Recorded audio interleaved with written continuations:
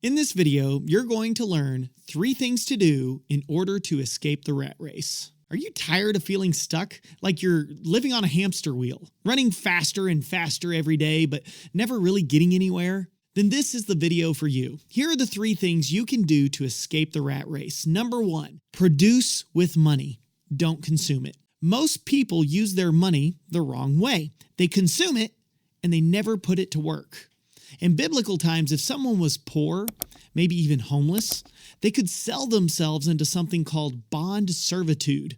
What that meant was they had to give all of their time, their life, to someone else in service. In exchange for that time and service, they would receive an asset, and they could use that asset to produce income for themselves or maybe even a family.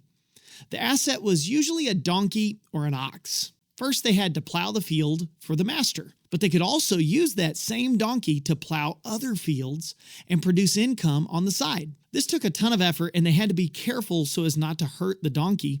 But if they did it right, they could earn income to buy back their freedom, and they would get to keep the donkey and the roof over their head if they earned their freedom back, which meant they could continue to produce income. Now, I want you to think about your job. Have you been giving your time, your life to that job? That is a modern day bond servitude. Most people don't even realize that's what they're in. But what's cool is that it comes with an asset. In fact, it comes with the most powerful asset on earth. It's not a donkey, it's money. Now that money first has to be used to do your job. Pay for a car, get some gas in the car to get to the job, or for the computer you need to get the job done. Sometimes those things are provided for you, but really, that's about all the producing most people do with their money, buying the things they need to get to their job. That's because most people don't treat their money like an asset that produces income. Instead, they consume their asset and they call it income. They buy things that bring them entertainment and comfort and convenience, but then they're stuck in a job. The first thing you can do to escape the rat race, use the money you make at your job to produce more income. But let's give you some guidance on how to do that so you don't find yourself working 2 rat race jobs.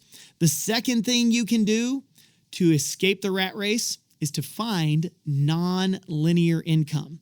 I talked about this idea in a past episode called 6 Ways to Create Generational Wealth and Pass It On to Your Kids. Most people have linear income, which means the only way you make more money is if you put forth more effort, spend more time, make more sales, get more promotions. But if anything bad happens to you, your income could suffer because it all depends on your effort. It's linear. It's stuck going in line with you. This is a trap that many people fall in when they finally decide to produce something with their money. They spend their money on starting a business that depends entirely on them to succeed. So it can still be linear. Sure, you might be the boss, you could pay yourself more, but you still have to do all the income producing activities. So even if you're starting your own business, it can be a linear form of income. If you want to escape the rat race, learn to create non-linear income. Well, you find something that can make you money without spending your time and effort. Most people call this passive income. If you know how to put it to work, your money can create passive income for you.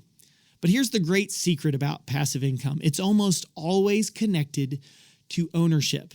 See, you could start a business, provide a service, and you could endure linear income for a time until you are making enough money to pay someone else to do the work for you. Then, through your ownership of the business, you could eventually have passive, non-linear income. Or you could take a shortcut by owning what other people have already built. And guess what?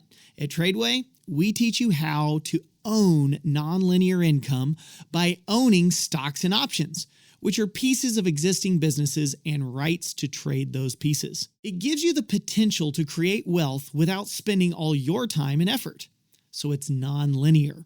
So the second thing you can do to escape the rat race is to own nonlinear income. The third thing you can do to escape the rat race is to buy back your time. Ephesians 5:15-16 says, "See that ye walk circumspectly, not as fools, but as wise, redeeming the time because the days are evil."